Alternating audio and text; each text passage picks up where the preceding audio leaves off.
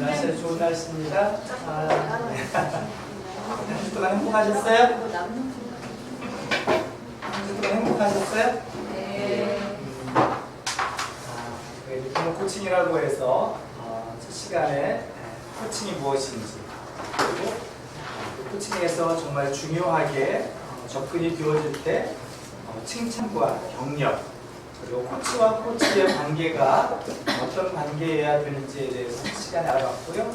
그리고 우리가 칭찬에 대해서 얼마나 인색했는지 칭찬 과제를 통해서 우리 한번 자신을 돌아보는 시간도 가졌습니다. 그리고 두 번째 시간에 경청의 기술, 우리가 사람과의 관계 속에서 어떻게 말하기보다 어떻게 들어줄 것인가에 포커스를 맞추었었죠. 그래서 경청의 기술은 어떤 기술들이 있었죠?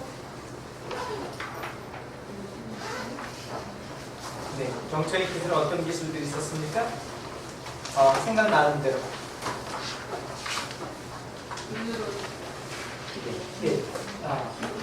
눈으로 보고 경청의 자세, 태도에 대한 것이 먼저 이렇게 들어오나요? 네.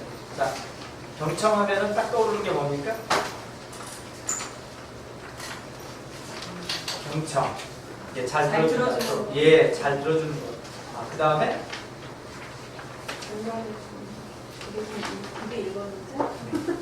자, 경청한다는 것은 어떤 의미를 가지고 있나요? 내면의 이야기를 듣는 거. 네? 내면의 이야기를 듣는 거. 예, 내면의 이야기를 듣는 거. 그래서 거기에 여러 가지 경청한다는 것은 무엇인가? 라고 해서 몇 가지를 한번 생각해 봤습니다. 그래서 첫 번째 뭡니까? 자녀 중심. 그 다음에 네, 의도를 배제하는 거. 그리고 네, 사실로 확인하는 거. 직감으로 때려잡는 게 아니고 사실로 확인하는 거. 그 다음에 자녀의 말을 요약하는 거. 예, 그 아이의 말을 요약해서 내가 듣는 거예요. 그 다음에 예, 도대체 무엇을 이야기하는지 중언부언하는 그 과정 속에서 핵심 사항을 찾아내는 거죠. 그리고 예, 겉으로만 말하는 게 아니라 그 안에 정말 하고 싶은 마음속의 이야기는 무엇인가. 그리고 네, 함께 있는 것. 그 다음에 네, 열정, 함께 그 열정을 나눈다는 것들이 있었습니다. 자, 그 다음에 왜 경청을 해야 된다라고 우리 이야기를 나눴었죠? 네, 네, 여러 가지가 있었습니다. 자, 그리고 경청을 위한 반응을 크게 두 가지로 나누었었죠. 어떤 반응? 언어적 반응과 비언어적 반응이 있었어요. 자, 언어적 반응은 어떤 거였죠? 바꾸어 말하는 것, 그리고 요약하는 것. 상대방 말을 다르게 이렇게 표현해 보는 거죠. 그 다음에 요약하기. 아, 그래요. 지금 하신 말씀이 그래서 이러이러한 이 말씀이시죠? 요약하면서 한 번 더 확인을 하는 거예요. 그 다음에 비언어적 반응에는 어떤 것들이 있었습니까? 상대가 말하는 걸 집중하는 것. 자녀가 부모에게 대화를 요청하고 말을 시작했을 때 자녀의 말에 어떻게 집중할 것인가. 자, 그러한 것들이 적절한 고개 끄덕임이나 눈 마주침, 그리고 우리가 그 실습을 통해서 우리가 어떤 자세이냐에 따라서 상대방의 타인이 다르게 느낄 수 있다. 그래서 자녀와 부모의 관계는 아니지만 우리 부모들끼리의 관계 속에서 우리 피드백을 한번 해봤었죠. 그래서 자세, 그 다음에 손이 어디에 있는지, 그 다음에 너무 가까이 들어주어서 고개를 너무 상대에 가까이 가무를 해서 오히려 또 부담스러움을 느끼게 한다거나 이런 것들을 배제해서 상대가 편안할 수 있도록, 그리고 상대가 느끼기에 참 잘 들어준다 라고 느낄 수 있을 정도의 태도를 찾아가는 것도 중요하다. 그런데 이제 가정에서의 아이의 말에 경청한다라고 했을 때 진지한 상황에서 테이블이나 책을 읽어주거나 마주 앉았을 때 진지한 상황에서는 충분히 그럴 수 있는데, 우리가 설거지를 하거나 세탁기를 돌리고 있거나 우리가 개인의 가정에서 엄마의 역할로서 일을 해야 될 때 아이가 의미 있는 이야기를 했는데 거기에 대해서 잘 경청의 태도를 보여주지 못하는 것들에 우리 고백을 했었죠. 네, 거기에서 경청에 있어서 방해 요인에 대해서 우리가 생각했고, 이거는 지우지 않았던 이유는 중요하기 때문에 한 번 더 보이려고요. 엄마의 인내심 부족, 듣는 에너지 가볍게 건성으로 듣는다, 끝까지 듣지 않고 엄마의 기준을 이미 판단, 그래 너 지금 그랬던 거 아니야 라고 표현하는 거. 그 다음 일관성이 없고 엄마의 마음 상태에 따라 잘 듣기도 하고 제지하기도 하고, 엄마의 마음에 따라서 듣는 것이 바뀌어지죠. 이럴 때 아이들이 그러죠. 학교 갔다 와서, 유치원 갔다 와서, 엄마 아침에는 내 얘기 잘 들어주던데 왜 저녁에는 왜 내 얘기 안 들어줘? 라고 하는 이야기, 부모의 상담을 통해서 들었던 피드백이에요. 그러니까 아이의 말은, 아이 자기 생각은 아침이나 저녁이나 똑같은 상황인데 엄마가 아침엔 잘 들어주고 저녁에는 잘 듣지 않는다는 얘기죠. 그럼 누구에게 문제가 있습니까? 예, 모르겠습니다. 엄마의 바쁜 일상, 피곤해. 그러다 보니까 아이에게 반응을 긍정적으로 해주기보다 부정적으로 해주죠. 잘 듣지는 못할 망정 화살을 갖다가 아이 가슴에 꽂는 경우죠. 들으면서 미리 판단해요. 그래, 너 지금 그래서 그러는 거 아니야. 그래, 어제 너 그렇게 얘기했잖아. 근데 오늘 너 그렇게 한 입까지 두 말을 하니? 하면서 이미 판단하고 비교하고 훈계를 합니다. 듣는 중에 엄마 마음에는 이미 답이 있어요. 답이 있어서, 답이 있기 때문에 경청하지지가 않고 단순히 그냥 껍데기로 듣는 거예요. 이미 답을 내릴 시간만, 타이밍만 찾는 거예요. 엄마의 기대치가 높아요. 아이의 이야기를 수용하지 못해요. 아이에 대한 실망할 수 있는 반응. 자, 아이의 눈높이를 무시한다는 거죠. 자, 여기에서 크게 두 가지로 딱 나누면은 무엇이 있습니까? 엄마의 기준을 판단하고 엄마 안에 이미 답이 있어. 이미 엄마 내면에 아이에 대한 고정관념, 내면의 문제 하나로 잡을 수 있고요. 그 다음에는 엄마가 여유가 없어. 그냥 듣는 에너지가 부족해. 왜?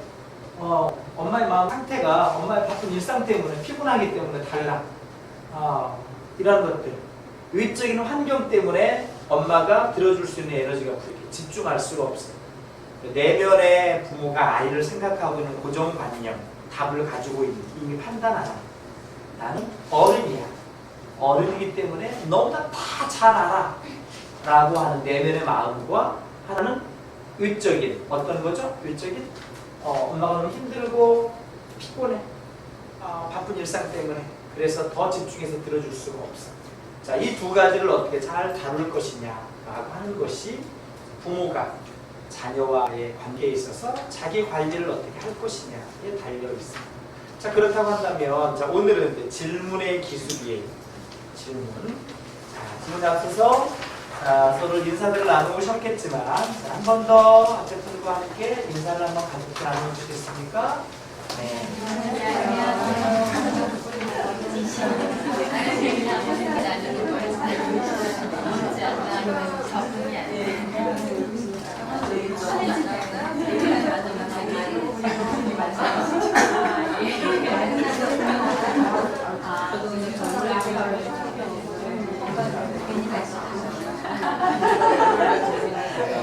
좋습니다. 네, 뭔지 모르지만 지금 분위기가 너무 좋아요. 네, 불과 2주 전에 전전 시간에 비하면 그냥 눈인사만 하고 끝난 경우가 많았는데, 이제 상대를 칭찬할 거리를 찾고 격려거리를 찾고 그러면서 서로에 대한 어떤 기쁨의 어떤 환한 미소를 짓고, 상대가 격려해 주는 것을 열심히 경청의 태도로 눈 마주치고 아이 컨택하면서 고개 끄덕이면서, 자, 앞에 계신 분들이 그렇게 인사를 나누고 눈 마주쳐주고 고개 끄덕거려주고 환하게 웃어줄 때 여러분의 기분은 어떻습니까? 네? 네. 자, 세상이 이렇게 변할 수 있으면 얼마나 좋을까요? 그냥 이렇게 지나가는 사람이 내게 뭐라고 해도 그게 잠깐이지만 잘 경청해 줄 수 있는 태도. 이제 지금 지난주 토요일 날 6학년 아이들과 함께 일본 그 리더십 캠프 배낭여행을 준비하기 위해서 아침 8시 반에 여기서 모여서 딱 12시간 동안 일정을 했어요.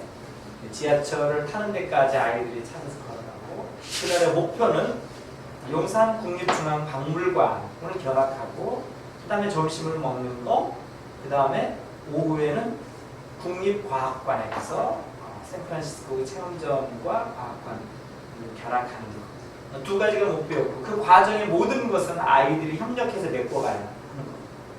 지하철을 타는 데까지 걸어가는 거, 가다가 횡단보도 해가지고 길가에서 엎드려 뻗쳐했던 거, 그 다음에 이제 지하철까지 내려갔는데 용산 국립중앙박물관 어디 있는지를 몰라서 한참 헤매다가 용산에 있으니까 용산까지 가면 되겠구나 해서 이촌에 내려서 용산으로 갈아타려고 딱 내렸는데 이정표가 박물관이라고 하는 이정표가 있어서 덤으로 이제 갔어요. 이정표를 못 봤다면 다시 용산까지 가서 헤맸겠죠. 그러나 저는 그것을 그냥 알려주지 않고 아이들 이촌에 내릴 때 아이들이 용산으로 간다는 말을 듣고 전 내리지 않았어요. 전 한정거장 갔다가 다시 거꾸로 와서 이미 박물관에 가서 기다리려고 너희들 한번 고생해봐라 그랬는데 이촌에서 그걸 보고 내리는 바람에 저보다 일찍 도착했어요. 그리고 이제 박물관 견학을 하고 이제 뭐 점심을 먹고 박물관도 이제 3층까지 있지만 역사관과 고고관을 집중적으로 이제 2시간 반 동안 탐색했습니다. 그리고 이제 국립과학관을 가는데 위치를 알아야죠.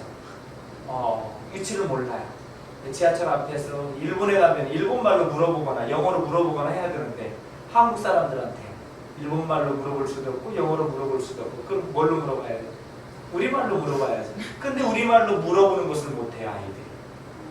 어쩌다 한두 아이가 물어봤는데 어느 아줌마가 하도 답답해. 아이들이 물어보고 그냥 갔어. 아줌마는 나는 몰라 하고 아이들이 몰라서 그냥 싹 막 너무 헤매고 있는 거야. 지하철 아저씨한테 물어봐도 모른다고 그래. 16이 거기서 헤매고 있어. 아줌마가 누구를 기다리고 있었는데 한 10분, 15분 기다리다 답답했는지 114에다 물어봤어요.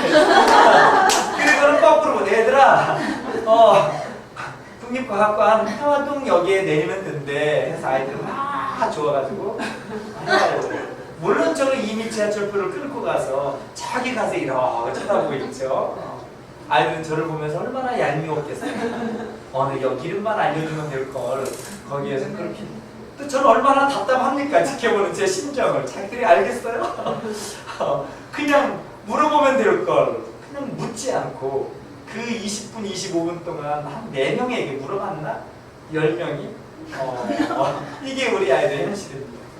어쨌든 해화역까지 이제 갔습니다. 그리고 또 나가서 길을 찾아서 오는 이런 여러 가지 과정들을 아이들하고 하면서 아이들에게 저는 그렇게 물었습니다. 즐거웠니? 즐거웠대요. 지하철에서 다리 아파서 힘들어서 주저앉기도 하고 했는데 즐거웠대요. 일본에 가서는 낯선 환경에서 이제 누구도 너희를 돌아볼 사람이 없고 너희가 지금 비상용 핸드폰 지금 한두 명 가지고 다니지만 거기서는 핸드폰도 안 되고 너희가 다 알아서 해결해야 되는데 할 수 있겠니? 자신이 있을 것 같다고 모든 그 카페에다가 몇 녀석이 간단한 스케치를 해놨습니다. 예.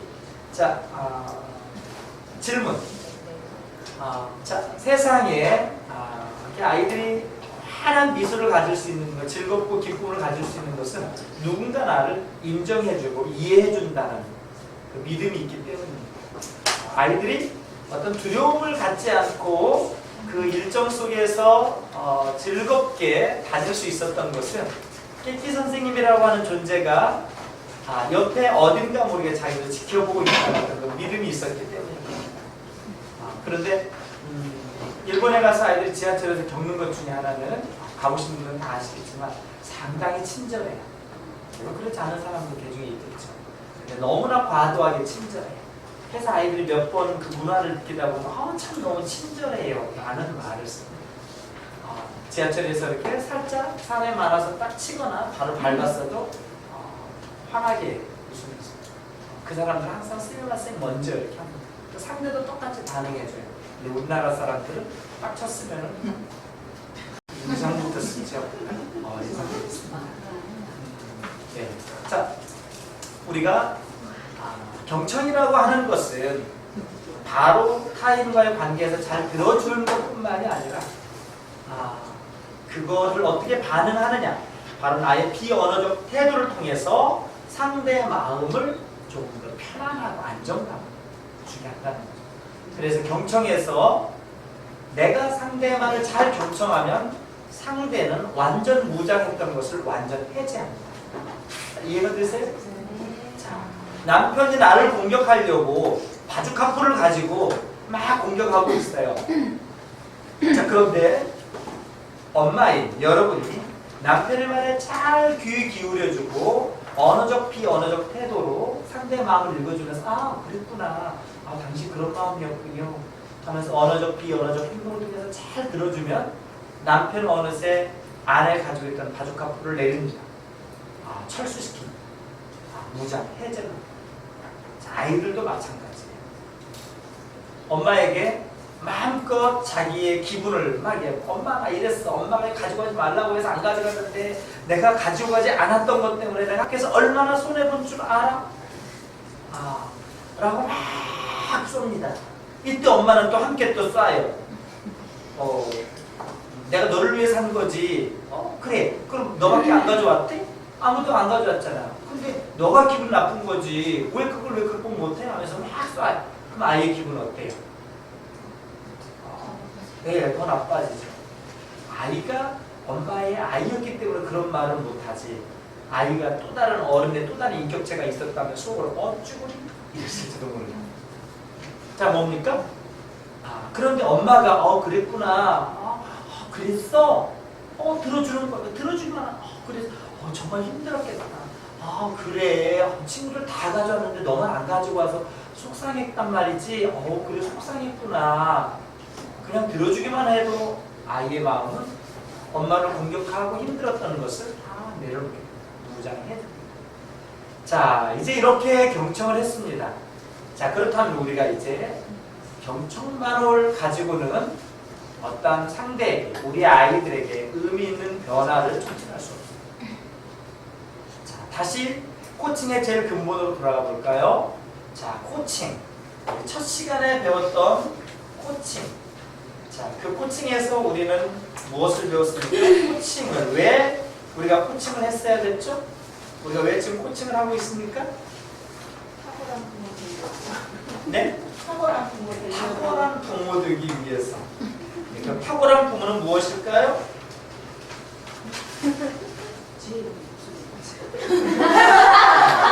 지혜로운 입술.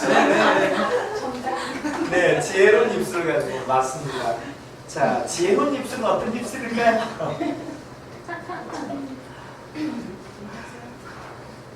네, 지혜로운 입술은 어떤 입술일까요?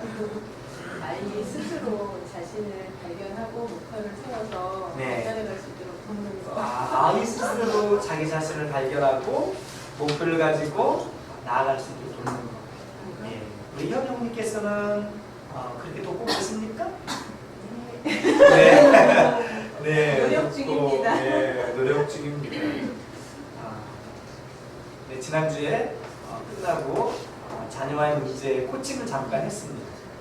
그리고 오늘 이어서 오늘 끝나고 2단계 두 번째 코칭이 들어갑니다. 현이가 어떻게 변할 것인지, 어머님이 고백하신 것처럼 내가 어떻게 지혜로운 입술, 지혜로운 내면을 가질 것인지 고민을 해가고 있으셔요. 그럼 아주 바람직한 겁니다. 자, 질문은, 지혜로운 입술 탁월한 부모는 바로 우리가 앞에서 배웠던 어떻게 칭찬과 격려를 해줄 것이냐, 중요한 거예요. 그 다음에 아이의 말을 어떻게 경청해 줄 것이냐. 아이는 내 엄마를 바라고 이야기할 때 우리 엄마는 내 말에 다 들어줄 준비가 되어 있는 분이야 라고 하는 기본적인 인식의 신뢰를 쌓아놓게 할 것입니다. 아이 인식 속에 이미 경청에 대한, 엄마는 내 말을 잘 들어줄 수 있어라고 하는 신뢰관계를 쌓아놔요. 자, 이러한 것들이 나아가서 관계 자본을 형성해 주죠. 자, 이러한 준비가 다 되어가고 있다면 그 다음에는 이제 이미 아이는 부모로부터 완전 무장을 해제하는 상황이 됩니다. 무장 해제가 됩니다. 자, 무장 해제가 되면 그 다음에 부모는 아이에게 의미 있는 질문을 던져야 돼요. 어떤 질문? 의미 있는 질문. 자, 이것이 이제 질문의 기술입니다. 자, 직장과 경청의 준비도 안 돼 있는데 가서 의미 있는 질문이라고 막 고민해서 한 마디 던졌어요. 이때 화를 불러일으킬 수 있어요. 여러분 부부 코칭을 하게 되면은 부부간에도 마찬가지예요.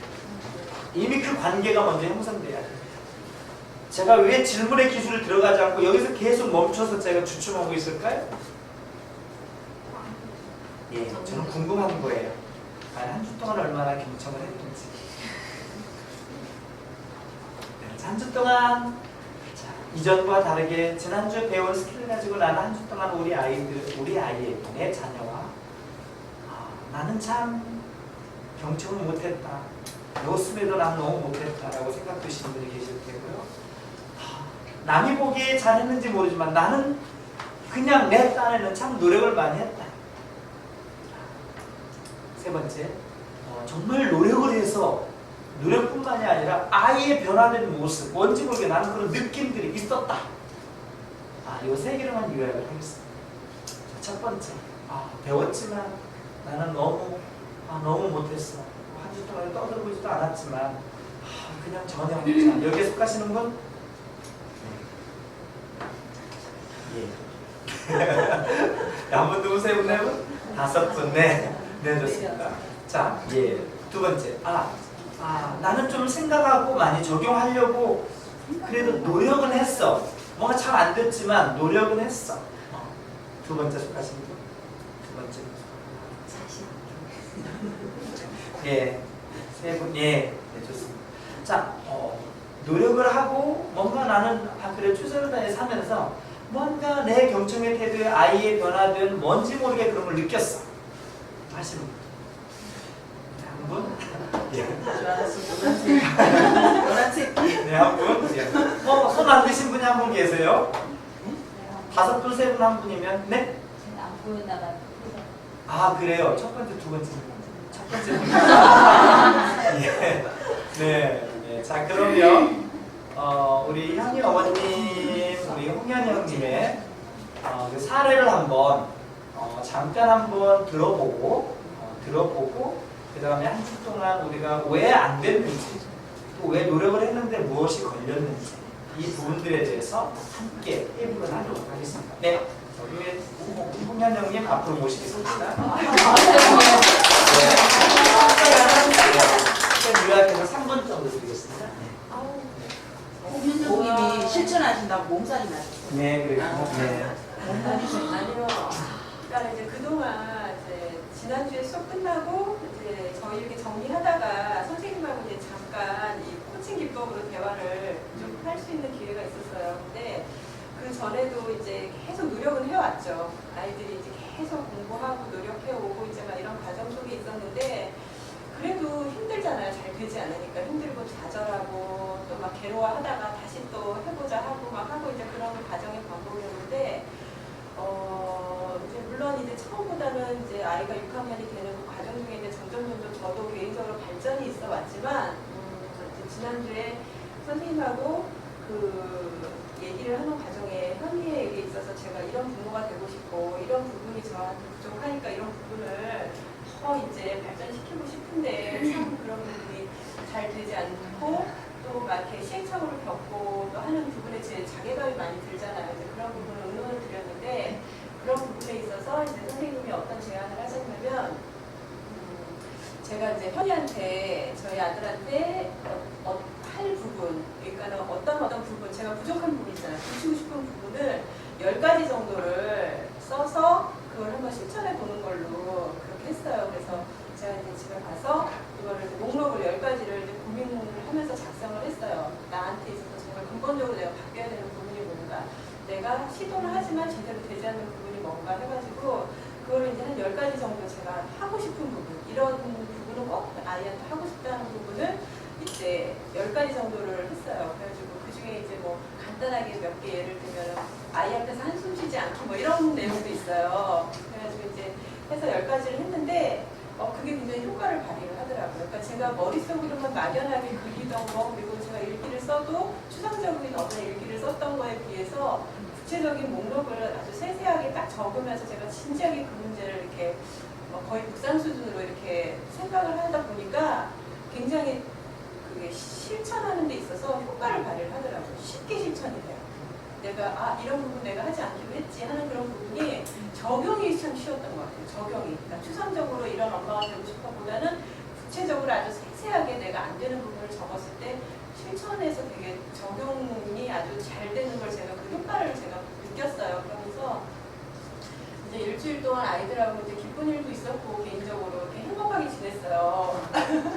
행복하게 지냈는데 그러면서 이제 제 아들에 대해서 걔가 이렇게 늘 이렇게 어깨가 좀 처져 있고 자존감이 좀 낮고 이제 자기가 가진 거에 비해서 표현하지 못하고 뭐 이런 부분이 안타까웠는데 많이 긍정적으로 바뀌고 밝아지고 그런 거를 이제 서서히 제가 느껴가거든요. 이제 6학년 돼서도 이제 조금씩 변화가 오긴 하지만 이제 일주일간에 더 아이가 표정이 많이 밝았었어요. 왜냐하면 제가 그 10가지 정해놓고 안 하려고 너무나 노력했기 때문에 거기에 대한 작용으로 더 밝아진 부분이 분명히 있더라고요. 그래서 오늘 아침에도 지금 이제 제가 별로 재미는 없는 사람인데 집에 있을 때는 애들하고 굉장히 장난을 많이 쳐요. 농담도 굉장히 잘하고 아주 유치찬란한 짓을 되게 많이 하거든요. 그러니까 남한테서 앞에서 절대 할 수 없는 그런 모습을 이제 많이 보이는데 아이들하고 근데 아침에도 이제 식사하면서 그런 재밌는 막 초콜릿 놓고도 재밌는 막 그런 거 이렇게 막 지냈어요. 근데 농담하고 막 그러니까 애들은 제가 무슨 말 한마디 이렇게 하면 막 자지러지고 재밌다 막 이러고 가는데 학교를 이제 그리고 나서 이제 학교를 현지를 보내는데 뭐 작은 애는 늘 엄마랑 행복해하면서 가지만 큰 애는 제가 이렇게 붙잡고 기도해주고 행복하게 해서 보내려고 해도 그냥 이렇게 형식적으로 하지 막 그 얼굴에 기쁨이 충만하진 않았어요. 근데 오늘은 제가 이제 가면서 이제 마지막에 딱 내보내면서 축복합니다, 사랑합니다, 막 이제 이렇게 하면서 막 보내는데 보내고 나서 보통 때는 아이가 문 닫고 가면 땡이었거든요. 근데 오늘은 문 닫고 내려가다 말고 다시 문을 열고 저를 딱 쳐다보면서 환하게 웃어줬어요. 저를 한번 다시 보고 문을 닫고 갔거든요. 그래가지고 네, 그런 일이 있었습니다. 네, 10가지를 여기서 한번 말씀해 주실 수 있으시겠습니까? 기억이 지금 제가 그거를 그 프린트를 해갖고 오려고 그냥 집에서 제가 이렇게 끄적거려 놔가지고서는 사실 못 갖고 와가지고 자세히 다 기억은 안 나는데 이제 첫 번째는 이제 앞에 3가지는 그런 것 같아요. 일단은 첫 번째는 이제 그 예배를 매일매일 가정 예배를 빠지지 않고 드리자 뭐 이런 거에서 이제 그런 거 이제 신앙적인 게 가장 중요하니까 이제 그것부터 해가지고 앞에 3가지는 하여튼 그런 목록인 것 같아요. 3가지 정도는 아예 생활 습관 보고 제가 이제 저도 이렇게 하자 해놓고서는 제가 실천이 안 돼갖고 아이를 못 끌어주는 부분들 있잖아요. 뭐 그런 거 아침에 뭐 규칙적으로 일어나는 것도 제가 규칙적으로 깨우지 못해갖고 안 되는 부분들이 있거든요. 그런 3가지는 그거고 뒤에는 이제 제 개인적인 어떤 그런 거 아까처럼 한숨 쉬지 않게 그리고 아무리 화가 나는 일이 있어도 아이 앞에서 친절하게 말하기 이제 뭐 그런 종류인 것 같아요. 자세히 지금 막 기억이 정확히 안 나서 예.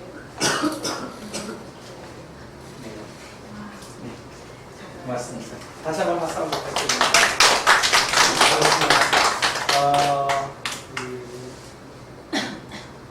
그렇게 어떤 방법을 통해서 조금 더 적극적으로 경청을 근데 참 실천이 쉽다는 걸 느꼈어요. 네. 그렇게 해놓으니까 한숨 쉬지 않게 이렇게 딱 적어놓으니까 그게 그냥 딱 입력이 돼서 아이 앞에서 실천하는데 되게 효과를 발휘해요. 이런 것들은 계획을 어떻게 시각화하느냐 그리고 성공의 어떤 비즈니스 모델에서도 마찬가지인데요. 성공하기 위해서 자기의 계획을 어떻게 구체화하고 시각화하느냐 이것은 굉장히 중요한 이슈로 많이 활용하는 방법이기도 합니다. 그 부분들을 적용해서 코칭을 했었던 건데 변화가 있었다니까 정말 감사하고요.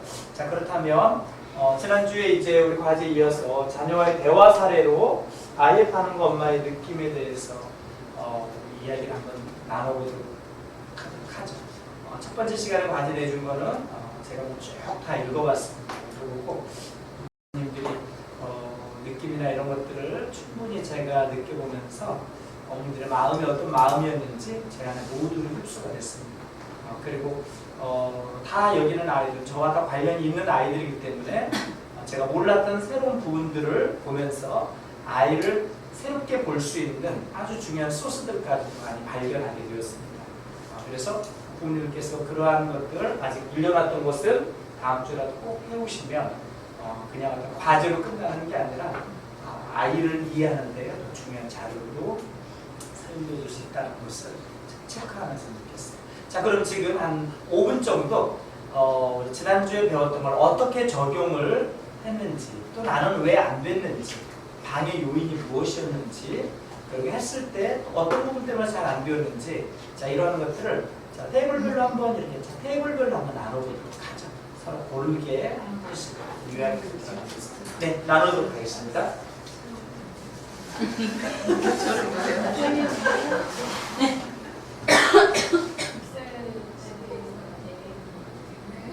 제가 제 자신이 아이가 참 무시했구나라는 생각을 하고 있어요. 아이가 5살이니까 5살이니까 쟤는 5살이니까 저거 내가 떡주는듯이 준비하면 다 되겠지. 그렇게 하면 맨날 생각해서 뭐든지 이거 해 저거 해 이런 식으로 영역으로의 많이 나가요. 그러니까 그게 저는 항상 아이가 앞서가 좋을 거라고 생각을 하고서 그렇게 해줬지만 제가 막 앞서서 집안에 일이 너무 많아요. 엄마가 정신이 와서 시간을 가져가시면 집에 들어가서 시간을 딱 봤을 때도 저는 이제 막 빨리 들어가서 해야 할 일을 벌써 생각하고 있는데 딱 들어가서 시간 싹 먹고 얘기를 하면 또 그게 안 들어오고 있는 거예요. 막 느껴 같이 먹고 들어가야지. 왜 오늘 진짜 열심히 그게 아주 좀 심한 편인 것 같아요. 들어봐야 물론 그게 이제 그 아이가 그 시기 이길 거보다 아침 자기랑 항상 같이 이루고 나가는데 저는 항상 먼저 앞서가서 이렇게 해놓고 너를 갖고 앞에서 한번 시발장 앞에서 한번 제가 생각 결국 우리 아버님이 와가지고 지금 스파이더맨 자화시키고 쓸 수 있어서 네. 오늘 질문의 기술 들어가도록 하겠습니다. 질문은 무엇이 선행되어야 됩니까? 질문하기 위해서 선행되어야 될 게 뭐죠? 예, 경청입니다. 자, 질문의 기술은 생각을 열어주는 기술이다. 스스로 문제를 인식하거나 발견하게 하고 해결 방법을 찾을 수 있도록 도와준다. 다시 말해서 더 쉽게 이야기하면은 질문이 우리가 부모가 아이들에게 뭐 했니? 공부했니? 이런 단답형 상황을 그 사실만을 부모가 원하는 것들을 지시하는 질문이 아닌 우리의 질문은 지시적 질문이 많거든요. 너 했니? 너 안 했어? 확인하는. 그런데 의미 있는 질문은 바로 상대로 하여금 상대의 생각을 열어주게 하는 질문입니다. 그러니까 질문의 기술이 필요한 것은 우리 자녀들이 생각을 열 수 있는 질문을 하게 하자는 거죠. 그 다음에 내가 무엇을 잘했는지 못했는지 너 그거 그렇게 하면 안 된다고 엄마가 이야기했지. 지시가 아니라 스스로 그 문제에 대해서 잘했는지 잘못했는지를 생각해 볼 수 있도록 인식하고 발견하게 하는. 그 다음에 그래서 그런 느낌이었구나. 이렇게 했을 때 마음이 그랬었구나. 그렇다면 어떤 방법이 있을까라고 아이 스스로 해결 방법을 찾을 수 있도록 하게 하는 것. 그것이 곧 질문의 기술입니다. 자, 질문한다는 것은 무엇입니까? 자, 우리 첫 번째부터 함께 읽어볼까요? 시작. 정보를 얻는 것이다. 맞습니다. 그러나 우리 부모들은 정보를 얻기 위한 질문을 많이 합니까? 아니면 지시적 질문을 많이 합니까? 어때 했는지 안 했는지 확인을 안 합니다. 지시적 질문이 많아요. 아침에 밥 먹고 아침에 눈 뜨고 일어나면 너 어제 숙제 다 했어 안 했어? 책가방 챙겼어 안 챙겼어? 아직도 안 챙겼어? 지금 몇 시인데? 학교 갔다 오면 너 오늘 선생님 말씀 잘 들었어 안 들었어? 유치원에서 너 아무 일 없었어? 너 지난주에 누구하고 때려서 누구 다쳤다면서 오늘은 누구 때리지 않았어? 엄마가 조심하라고 그랬지. 또 학원 갔다 오면 너 공부했어 안 했어? 선생님 말씀 잘 들었어? 태권도는 어디 배웠어? 재밌었겠네. 뭔가 지시적 질문. 자기 전에 책가방 다 쌌니? 내일 시간 엄마가 확인해볼까? 공부 다 했어? 엄마가 몇 페이지까지 하라고 했지. 가지고 와. 다 했어? 하는. 얼마나 건조합니까 이 세상에. 우리가 지금 이러한 것으로 유아교육을 부모와 자녀의 관계가 이 관계로 유아교육이 진행이 되어지고 있고 초등교육이 이 관계로 가고 있어요. 정말 우리가 또 다른 교육에 대한 고민보다 이 문제부터 해결해야 됩니다. 자, 두 번째, 탐색과 창의성을 확대하는 것이다. 무엇을 탐색할 것인가? 이 질문을 통해서 저 아이에게서 무엇을 탐색할 것인가?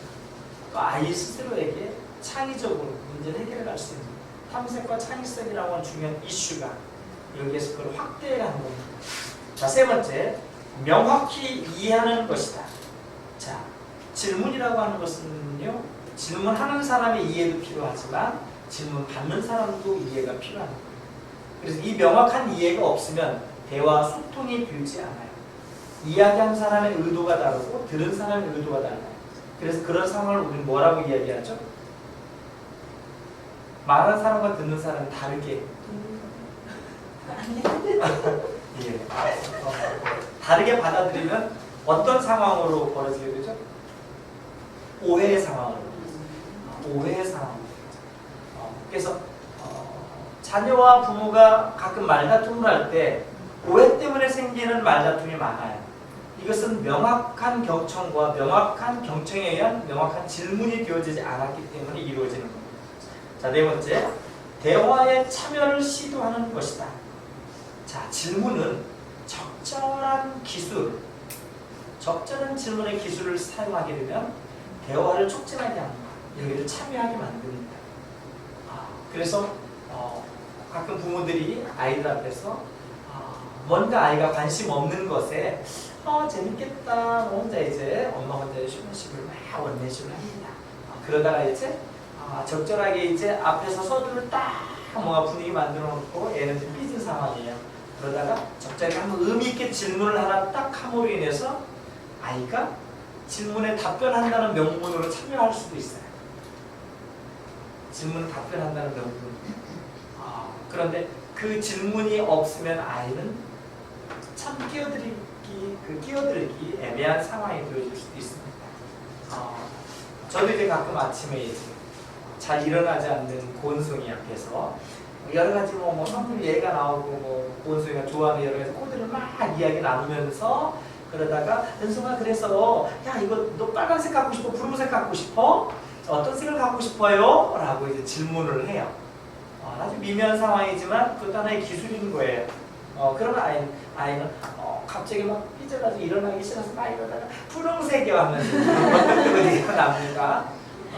그러면서 그때부터 분홍색 별 모양도 있고 하트 모양도 있는데 그럼 어떤 모양이 좋아? 하트 모양 하면서 이제 질문에 이제 들어와요. 그 다음부터 이제 누워있던 애가 일어나서 이제 진지하게 근데 오늘 학교가 준비 다 했어? 하면서 시계 봐 하면서 이제 본론으로 들어가는 경우도 있습니다. 자, 다섯 번째, 새로운 인식을 갖게 하는 것이다. 자, 질문은요, 어떻게 질문을 하느냐에 따라서, 어떤 질문을 하느냐에 따라서 새로운 인식을 갖기도 합니다.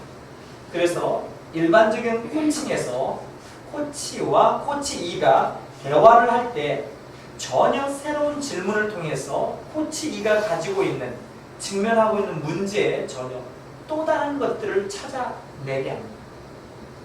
그러니까 이를테면 이 사람의 문제가 코치 2의 일반 코칭에서 이 사람의 문제가 어떤 가정의 부부관계의 문제로 가정 코칭을 할 때 부부관계의 문제 때문에 뭐가 걸려 있어요. 내 남편은 내 말을 들어주지 않아요. 나를 너무 무시해요. 나를 천대시해요. 본인이 다 왕자고 저는 하늘처럼 굴게 하려고 해요. 막 코칭을 할 때 너무 피해의식이 많고 이런 상황들이 있을 수 있죠. 자, 이때 일반적인 상담 혹은 일반적인 어떤 그 조언에서는 그 문제를 집중적으로 다루게 됩니다. 그러나 상담에서는 과거를 다루게 되죠. 치유적 관점. 그런데 코칭에서도 역시 마찬가지로 이렇게 질문을 합니다.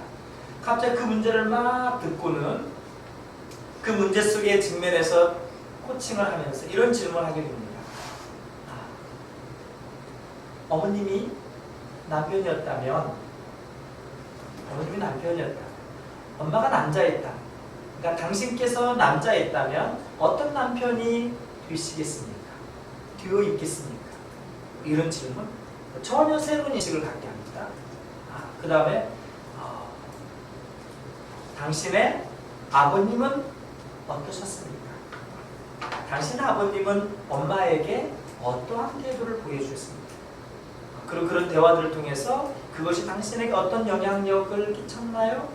당신이 갖고 있는 남편에 대한, 가장에 대한 인식은 어떤 인상을 가지고 계신가요? 그것과 현재 남편에는 어떤 차이가 있습니까? 당신이 그것을 받아들이지 못하는 그 마음에는 어떤 마음 때문에 그렇습니까? 이렇게 질문들이 이어가게 되겠죠. 전혀 새로운 인식을 갖게 하는 것이 질문입니다. 자, 좋은 질문의 특징은 그렇습니다. 첫 번째, 이해하기가 쉽다. 자, 두 번째, 간단하다. 세 번째, 생각하게 만든다. 네 번째, 진실하다. 다섯 번째, 내용이 적절하다. 여섯 번째, 핵심에 접근한다. 그래서 말을 빙빙 돌린다고 하는 거 있죠. 빙빙 돌려서 질문하는 거. 코칭에서는 이러한 것들을 좋은 질문이라고 표현하지 않습니다. 그래서 질문의 기술이 여러 가지가 있습니다. 자, 질문의 기술에 들어가기 전에 좋은 질문의 특징에서 바로 생각하게 만든다라고 하는 것. 자, 그래서 이 질문은 바로 교육이라고 하는 상황 속에서도 굉장히 중요합니다. 그래서 교육에서 창의적 발문법이라고 하는 어떻게 창의적으로 질문할 것이냐. 자, 그래서 과학에서 가끔 제가 강의 도중에 사용하는 겁니다. 자, 하늘이 왜 파랄까? 하늘이 왜 파랄까? 라고 하는 직접적인 질문. 자, 이것을 좀 더 창의적으로 한번 질문을 한번 한다면 어떤 질문이 있을까요? 창의적. 창의적 질문. 하늘이 왜 파랄까? 자, 파랗다라고 하는 직접적인 묘사에서 조금 더 아이가 창의적으로 생각하게 하는. 자, 이것은 이해하기 쉽고 간단해요. 하늘이 왜 파랄까라고 굉장히 직접적으로 이해하기 쉽고 간단해. 왜 파랄까? 그 자체만으로도 아이는 다양한 생각을 할 수 있어요. 그러죠? 그런데 거기에서 좀 더 창의적인 대답을 요구하는 것. 이것은 아이나 발달 연령에 따라 다 다를 수 있지만 이러한 질문이 통용되는 아이들은 대체적으로 고학년쯤에서 가는 과학으로 접근할 때 고학년쯤 같은 경우는 빛의 원리를 이해하게 되고 그 다음에 하늘에 있는 대기층에 그 다음에 빨주노 쪽 파남보의 자외선과 적외선 이러한 어떤 개념들을 알게 되거든요. 그런 개념을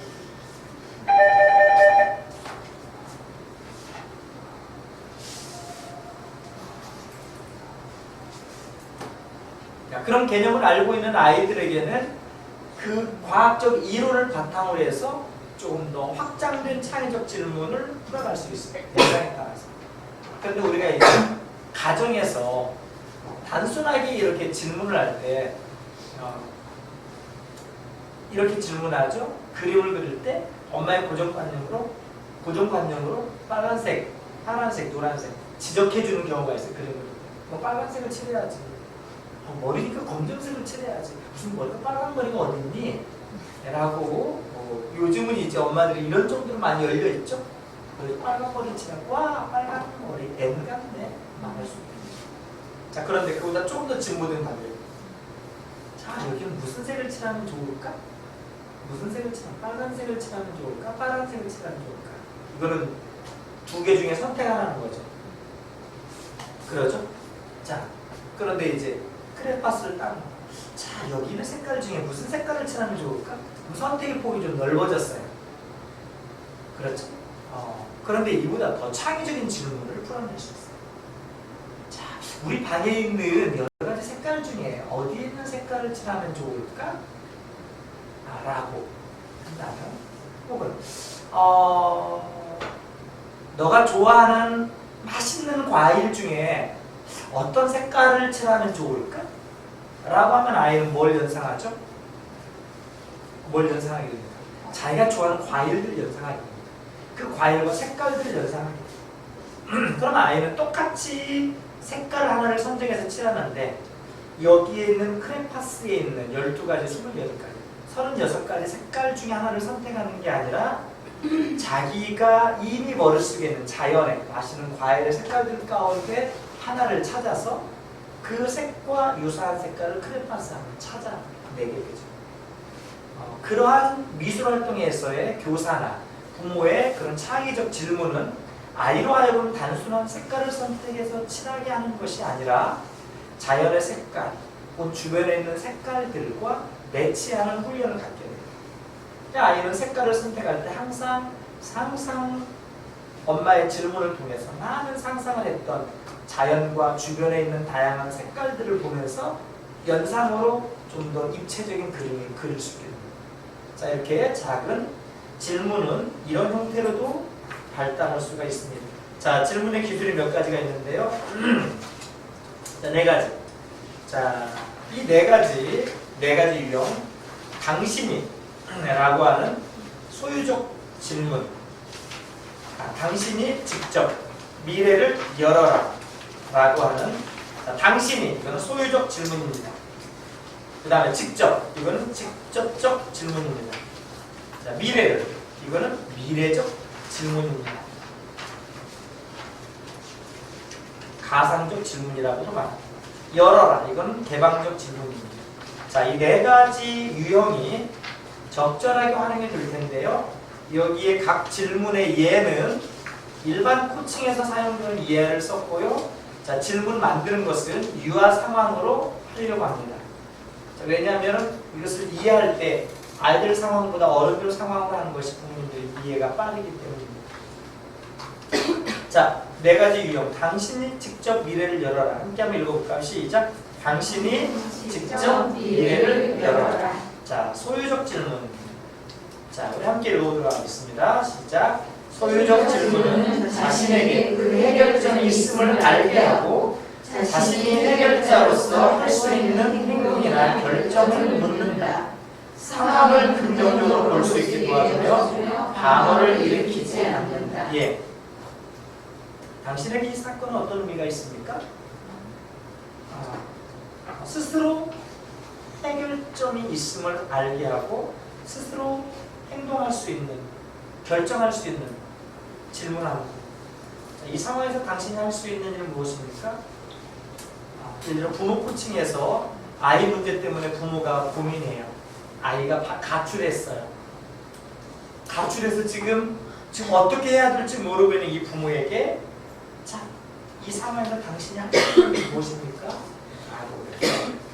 당신이라고 하는 소유적 질문을 합니다.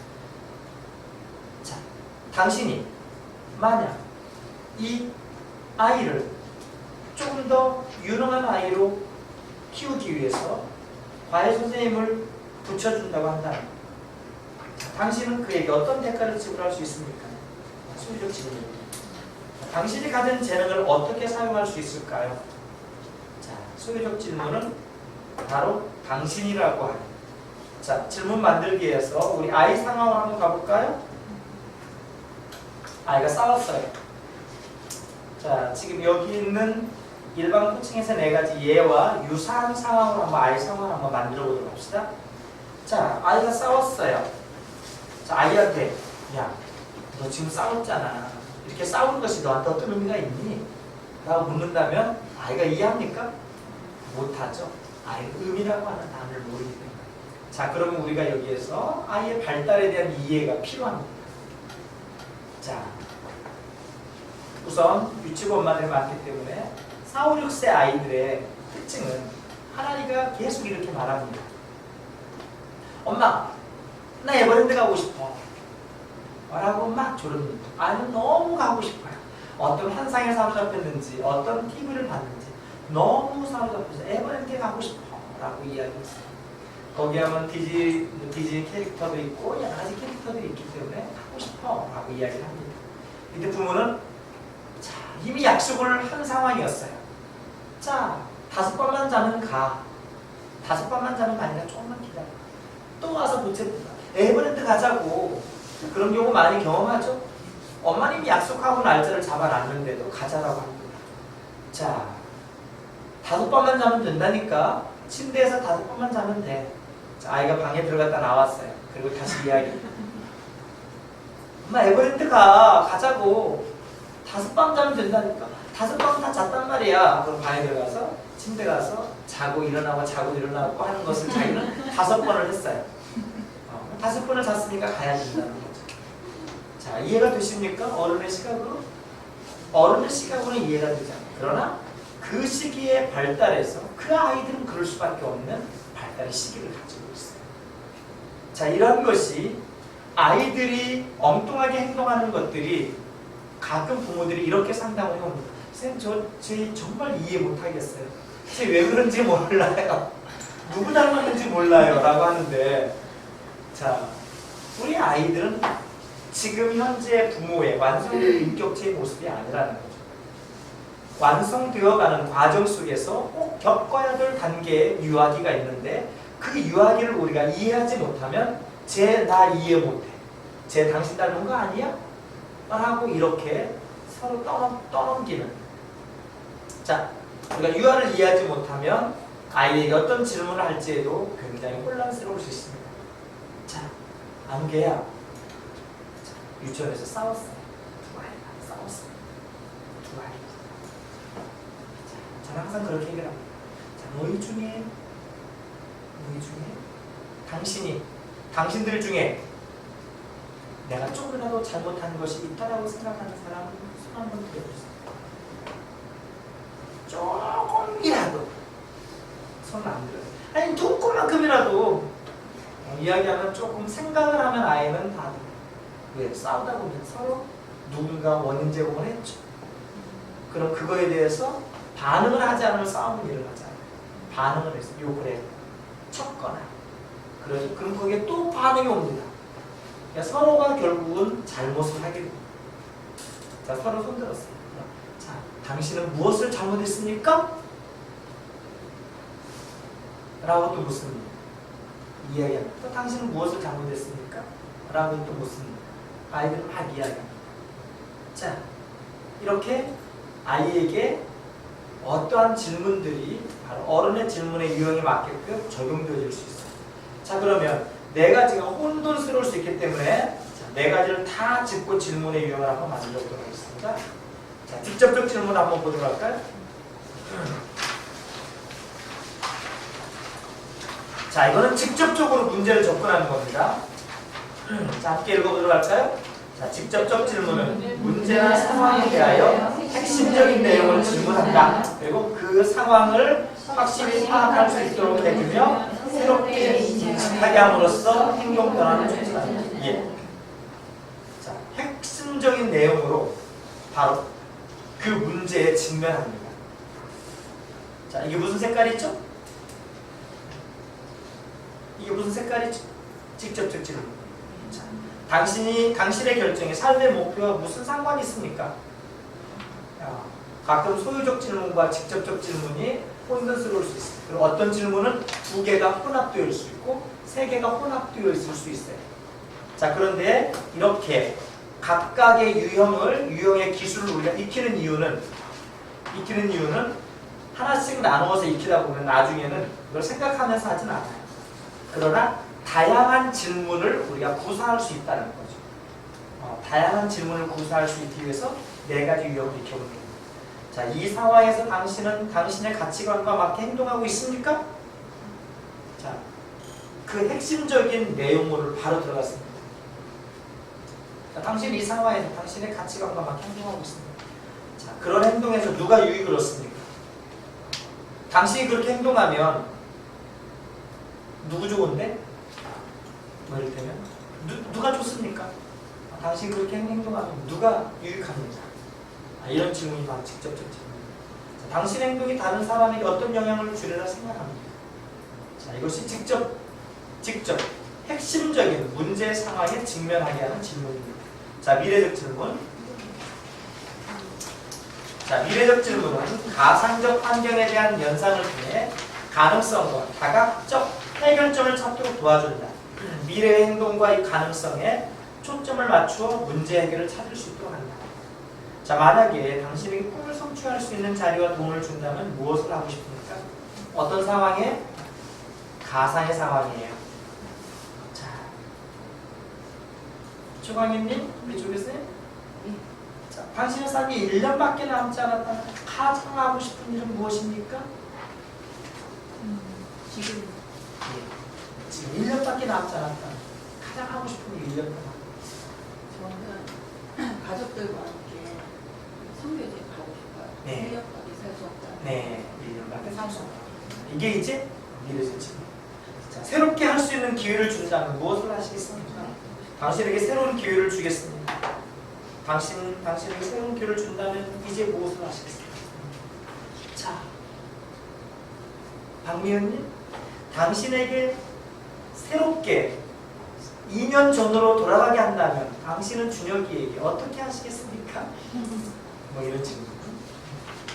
자, 훗날 당신을 아는 사람들에게 어떤 사람으로 기억되고 싶습니까?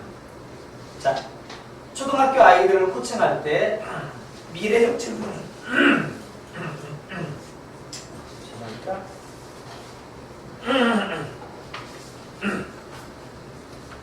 초등학교 아이들에게 어떤 미래에 대한 꿈에 대한 비전 코칭을 할 때 미래적 질문은 굉장히 중요하게 생각합니다.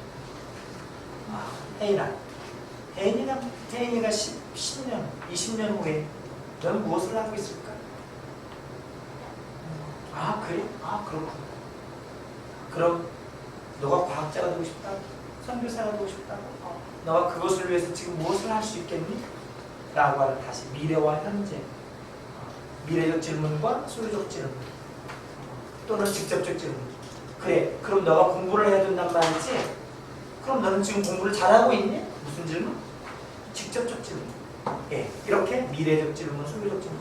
이것이 왔다 갔다 하면서 코칭 상황에서 벌어집니다.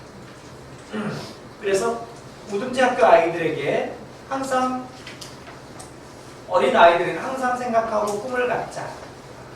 항상 생각하고 꿈을 갖자. 이게 표어예요. 열린마당 하고 나서 항상 저하고 이야기 나누면 제가 항상 하면 아이들은 항상 생각하고 꿈을 갖자 라고 이렇게 나와요. 자, 그런데 초등학교 아이들은 항상 생각하고 항상 수업을 끝날 때마다 항상 하면은 항상 생각하고 꿈을 갖자. 우리도 꿈을 꾸자. 큰 꿈을 꾸자. 2030년 우리는 무엇을 하고 있을까? 미래는 준비하는 사람의 것이다. 그러니까 아이들이 질문과 답이 그 표 안에 다 있어요. 2030년 우리는 무엇을 하고 있을까? 미래 내가 뭐 하고 있지? 그런데 미래는 준비하는 사람의 것이다 라고 하는 해답. 이 모든 게 표 안에 들어있어요. 바로 코칭적 상황에서 아이들은 바로 표라고 하는 걸 통해서 미래적 질문을 자기 스스로에게 던지고 있었던 거예요. 자, 미래적 질문. 예를 하나 들어볼까요? 아이들 상황에서 자녀하고 자, 우리 했던 거, 아이들하고 했던 거. 준서야, 너가 만약에 라고 하는 만약에 이거는 가상적 질문이죠. 그렇죠? 그런데 조금 더 미래 쪽으로 방향이 나간다면, 만약에 너가 엄마였다면 지금 마음이 어떻겠어? 가상적 미래적 질문이죠. 그러니까 입장을 바꿔놓고 생각해봐. 이거죠. 코칭 상황에서 모든 사람들은 자기 안에만 얽매여 있어요. 지난주에 우리 홍민현님하고 이렇게 코칭을 하는 과정에 자, 그때 현이의 마음은 어땠을까요? 라고 가상을 해서 제가 요청을 했어요. 혹은 그런 질문을 했을 수 있겠죠. 자, 그렇게 현이가 유축되고 그렇게 계속 커가고 있다고 한다면 현이가 아빠가 되었을 때 엄마에 대해서 어떤 인식을 가지고 있을까요? 현이가 나 어렸을 때 우리 엄마는 어떤 분이야 라고, 어떤, 그때는 이미 인격체로 성장했기 때문에 어떤 마음을 가지고 있을까요? 어떤 질문? 미래적 질문. 자, 조금 이해가 되십니까? 네. 미래적 질문이 제일 쉽죠. 직접적 질문도 쉽죠. 이게 무슨 색이야? 오늘은 뭐 신을 거야? 자, 개방적 질문. 열어라. 자, 개방적 질문은 상대의 마음을 열어 더 많은 정보를 알게 하거나 잠재되어 있는 능력을 일깨워줄 수 있도록 합니다. 자, 일반 코칭에서요, 각각의 질문들은 굉장히 다양하게 사용됩니다. 어떤 상황에서 직접적으로 딱 질문해서 그 사람의 가슴을 콱 찔러서 당황하게 만들 수도 있을 수 있고요. 그 다음 개방적 질문을 통해서 그 사람이 안에 있는 것을 막 꺼내놓고 갈 수 있어요. 아, 그렇군요. 자, 그 후에 어떤 일이 일어났나요? 예, 그 후에 어떤 일이 일어나셨죠? 그 후에 어떤 일이라고 하는 다양한 상황들. 성우야, 아, 그랬어? 그 뒤에, 그래. 숲속에 가서 그랬단 말 정말 재밌었겠다. 그 뒤에 또 무슨 일이 있었는데? 무슨 질문? 개방적 질문. 자, 자신이 갖고 있는 문제들, 그 문제들 가운데 변화하고 싶은 부분이 있다면 어떤 것입니까? 변화하고 싶은 부분이 있다면 어떤 것입니까? 자기 안에 마음을 열어놓고 자기를 넓게 보지 않으면 대답할 수 없어요. 넓게 보지 않으면. 세원아, 너가 지금 문제 이런 문제를 가지고 있다는 말이지? 아, 그래. 그것 때문에 너가 생각하고 너가 발전하고 싶은, 더 잘하고 싶은 분을 못해서 고민이란 말이지? 그래? 그렇다면 너가 변화하고 싶은 부분이 있다면 뭘 변하고 싶어? 너가 어떤 부분이 변하고 싶은데? 나는 운동을 못하니까 운동을 잘하고 싶어. 나는 뭐 하니까 뭘 어떻게 하고 싶어? 회장이 되고 싶어. 어느 한 아이가 회장이 되고 싶대요. 그럼 그 아이는 코칭을 통해서 그 아이가 왜 회장이 되고 싶은지, 왜 반장이 되고 싶은지, 그리고 그 목표가 무엇인지 그걸 발견해낼 수 있습니다. 그리고 그것을 통해서 스스로 회장이 되기 위해서, 되고 나서는 무엇을 할 건지, 그 다음에 그것을 하기 위해서 너가 지금 무엇을 할 것인지에 대해서 스스로 찾아가게 합니다. 자, 우리 유아들에게도 이게 가능합니다. 자, 자신의 삶에 가장 중요한 사람은 누구입니까? 개방적 질문. 당신의 가장 영향력을 끼치는 사람은 누구입니까? 직접적 질문하고도 관계가 있을 수 있습니다. 자, 그 문제에 대해 조금만 더 이야기해 주시겠습니까? 네, 좀 더 얘기해 줄 수 있지 않겠니? 그래, 알았어. 다 알아. 엄마, 그래. 그 뒤에 그렇게 쓸 거 아니야. 안 봐도 비디오다. 이게 아니라, 그래? 그래, 정말 재밌었겠다. 내가 다 아는 이야기. 그래, 그 뒤에 어떤 일이 있었는지 한번 이야기해 주지 않느냐? 엄마가 카페 들어가서 다 봤어. 선생님이 글 써놓은 거 다 봤거든. 그 다음에 이거 했지? 이게 아니라, 엄마가 카페에 가면은 선생님들이 올려놓은 글씨 영상이 있어요. 그거 다 보니까 너 맨발 놓고 그거 걸어갔지? 다 알아. 그 뒤에 뭐 우산 가지고 이것도 했지? 다 안다니까. 안 봐도 비디오야. 그래? 우산에 들어가서 그 안에서 무슨 일이 있었니? 그랬구나. 개방적 질문. 자, 바로 우리들은 교육기관에 들어있는 어떠한 교사의 멘트나 사진이나 영상 자료들을 통해서 그것을 보고 아이의 사고를 닫게 하는 상호작용에 닫힌 브레이크를 거는 사람이 되면 안 됩니다. 그것은 소스예요. 그 소스를 가지고 부모들은 질문으로 활용해야 돼요. 우산 속에 있었다면서 그 안에서 무슨 일이 있었었는데? 라고 하면 그 아이는 그 안에 그때의 기분과 느낌들을 쫙 다 이야기합니다.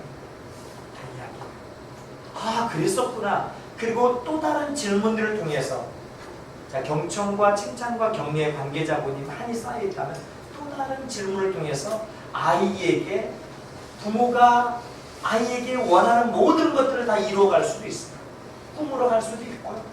성격을 바꾸는 거, 습관을 바꾸는 거, 모든 것 다 이루어갈 수 있어요. 바로 이 질문의 기술만 잘 활용합니다.